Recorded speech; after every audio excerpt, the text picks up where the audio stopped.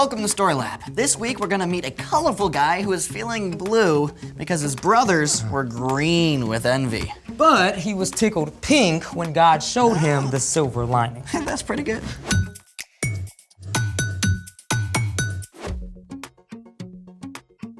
Hey, I'm Carter. And I'm Zeke. This month we're talking about ways we can see God at work in history. And how we can see God at work right now. And we're doing this again? Oh yeah, but this time it's different. Before, I didn't have a catchphrase or my super secret superhero alter ego. Now I am Captain Zeke. So your secret identity includes your real name? It's a work in progress. And your catchphrase? Splazoink! Bamazam! Shamoon! It's also a work in progress. I would assume that Captain Zeke has a superpower? Oh, yes. Using the fabulous powers given to him when standing too close to the microwave while nuking a burrito, Captain Zeke has the power to move objects using only his mind waves. Yeah, that's what you said last time. Care to demonstrate? Happy to oblige, good citizen. Here, there. Ooh. Okay, now I will move the cell phone from the table to my pocket without touching that backpack. Man, get out of here. You can't do that. Yeah, it's already done. Look. Let me see. See, I didn't touch the backpack. Behold the power of Captain Zeke. I can't believe I just fell for that. Shaboodle! You know, a cape usually causes trouble for a superhero. Do not mock the power of the cape. No, I'm not saying what you wear doesn't matter. In fact, it can affect you and how you feel. Oh, really? And I know a way to prove it. Well, what are we waiting for? Let's do it! Did you know the color of your clothes can affect how cool you feel? Though, scientifically speaking, I always feel cool. That specific data aside, let's test this theory, if you will, amigo. All right. So we got white, orange, and black. Yeah. So, what do you think? Will one of these t-shirts hold more heat from the sun than the other one? Well, where's the sun? Sun? These lamps are gonna be our sun today, but you can do this outside on a sunny day. And these will help. Yes, indeed. Step 1, place a thermometer under each shirt. Now, we'll wait at least 15 minutes, then see if the color of each shirt has an effect on the amount of heat it holds. 50 or 15? 15. 15, okay. Yep. That shouldn't take too long. No. The Fast-O-Matic? Fast-O-Matic. Yep. That's 15 minutes. Carter, what's the temperature of your white shirt? Okay, let's see. I got 80 degrees. All right. Will the temperature for the orange shirt be higher or lower than 80 degrees? What do you think? I say warm. Okay. Here we are, orange shirt. 83 degrees. That is warmer. Now, what about the black shirt? Okay. 90 degrees. That's 10 degrees warmer than the white shirt. And that, my friends, is because light has energy. When light hits something white, most of that energy is reflected away. But orange absorbs some of the energy, and black absorbs the most energy. That's why our black t-shirt here got warmer than the other two. Wonder what we discover if we tested all the colors. Well, speaking of many colored clothes, It's time for The story before the story. Today we're in Genesis, the very first book in the Bible. In the beginning, God created the whole world and everything in it, including people. we were made in the image of God, to be friends with God. But the first people chose to go their own way. When they turned from God, the world was broken, and so was our friendship with God. Sin and darkness crept in. But from the beginning, God had a plan to restore it all. God chose a man named Abraham and promised to bless the whole world through his family. Abraham had a son named Isaac, Isaac had a son named Jacob, and Jacob had 12 sons. which is where our story starts. Take it away.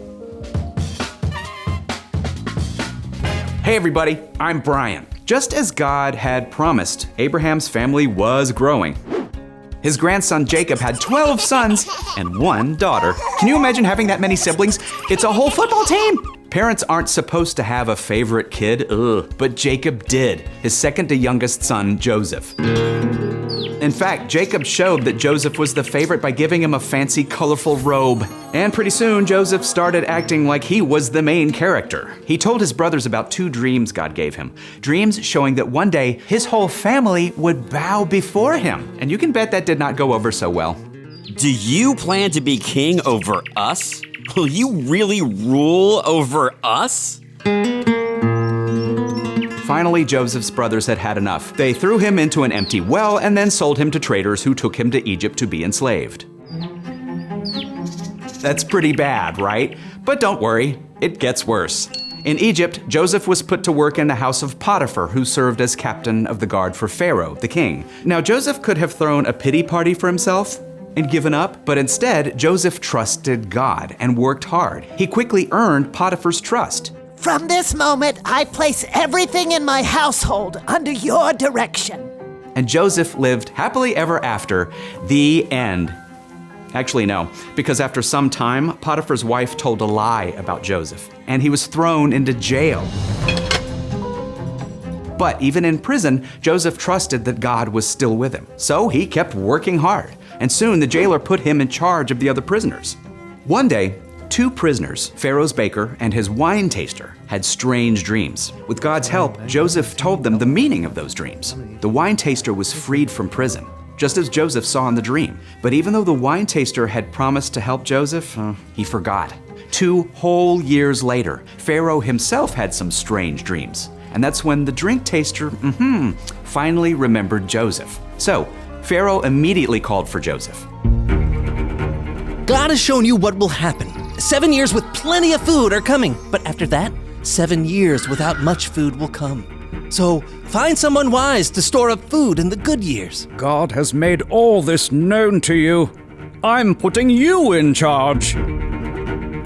Straight from prison, Joseph was made second in command over all of Egypt. God had used those hard years Joseph spent working for Potiphar and in prison to make Joseph a strong and wise leader. For 7 years of good harvests, Joseph instructed the people to store up food. Then, just as God had said, a time came when the crops failed. Everyone came to Joseph for food. Now remember Joseph's family? His dad, Jacob, and 11 brothers? Like everybody else, they had no food. So Jacob sent his sons to Egypt to get something to eat. Twice, actually. After all those years, the brothers didn't recognize Joseph, but he recognized them. Joseph didn't reveal himself to them right away, but finally told them, I am your brother Joseph. I'm the one you sold into Egypt. The brothers were terrified. What if Joseph wanted to pay them back for the terrible way they treated him? Don't be angry with yourselves. God sent me ahead of you to save many lives. Then Joseph instructed his brothers to bring Jacob and all their families to Egypt, where they would have enough to eat for the remaining 5 years of famine. As Joseph told his brothers, "You planned to harm me, but God planned it for good." Because Joseph continued to trust God when things got tough, God used Joseph to save his entire family. And more than 1,000 years later, Jesus, God's son, would be born into this same family. The end.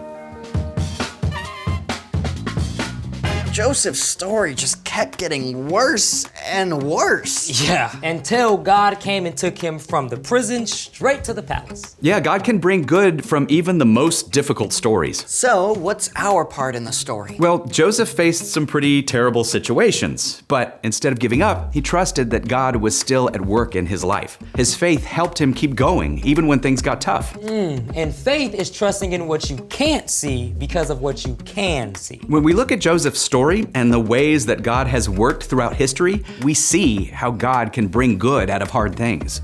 So, when something difficult or unfair happens, you can trust that God is still with you. Like if your entire class gets punished for something that only a few kids did. Or you get sick and you have to cancel your birthday party. Or you don't get to play as much as the other kids on your team. When you have to deal with hard things, remember that you are not alone. In the Garden of Gethsemane, Jesus himself faced arrest and even death, but he chose to trust that God would bring good from even this terrible time. And because of Jesus, we can be restored to relationship with God forever. Now that's what I call good. You got it.